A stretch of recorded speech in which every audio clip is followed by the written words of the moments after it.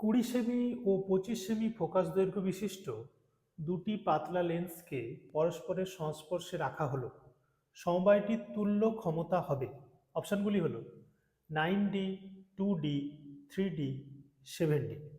এখানে যে সূত্রটি আমরা ব্যবহার করব সেটি হলো ক্ষমতা P সমান 1/f সমান 1/f1 প্লাস 1/f2।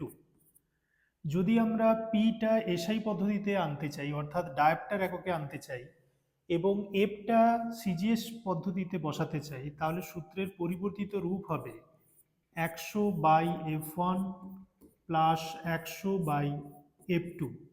তাহলে 100/20 আর একটা 100/25। 20 5-এ 100, 25 4-এ 100, উত্তরটা পাবো 9D। তাহলে অপশান এ কারেক্ট অ্যান্সার।